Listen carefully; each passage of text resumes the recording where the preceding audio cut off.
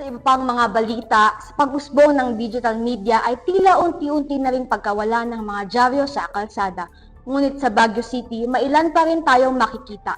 Alamin kung paano nila nilagpasan ang hamon ng bagong panahon sa ulat ni PIA intern Janine Laureta.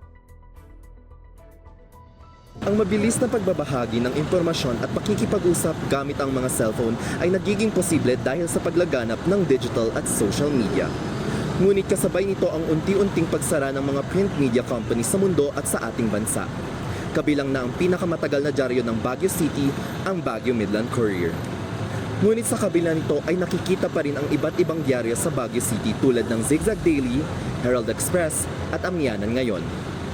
Since the closure of Midland is not the thing that precursed the dying of newspaper. It's a reality, walang nagbabasa, walang masyadong bumibili. Wala na, nag-social media lang, maski walang verified na facts, maski puro chismis lang. This is a fact that we have to play around with, have to live in. Ayon kay Attorney Antonio Pecas ng Zigzag Daily, nakikita niya na hanggang 2 taon na lamang makapaglilimbag ng dyaryo ang kanyang print media company. More so that because of the realities of the times, wala nang nagbabasa.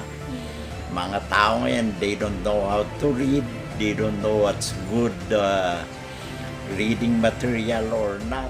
Katulad din ng Zigzag Daily, posibleng tumigil na ang Herald Express sa pagdidistribute ng dyaryo sa darating na mga taon, ayon kay Dexter C. Print media has still its market. Okay. So, aside from yung mga requirement of publications ng mga government agencies and the judiciary, may niche pa rin ang print media. Because of itong ating mga older brothers and sisters, they prefer pa rin ang print over the others.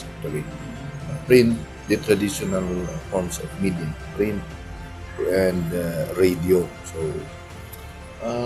I think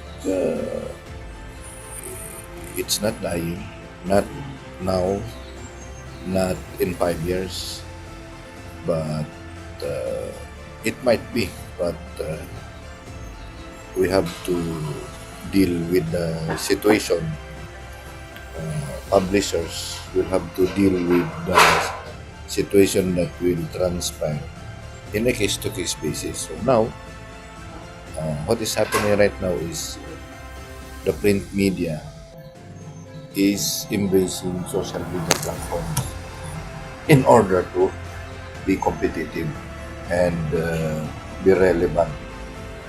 So, syempre, then Facebook, first yung website, Facebook, yung YouTube, Instagram, X, TikTok, Spotify, ayun, kino-complement na yung weekly print edition. Ayun. Isa rin sa 5 newspaper na pwede pa nating bilhin sa lungsod ay ang Amyanan Balita Ngayon.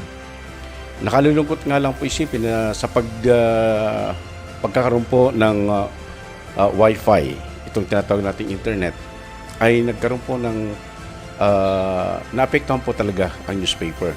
Ang newspaper industry po talaga naapektuhan. Kasi sa ngayon, kapag ang mga tao ay may cellphone, smartphone, pwede na nilang mabuksan sa mga Wi-Fi nila ang pagbabasa ng mga balita, mga news, mga updated news na nangyari araw-araw dito sa ating kapaligiran.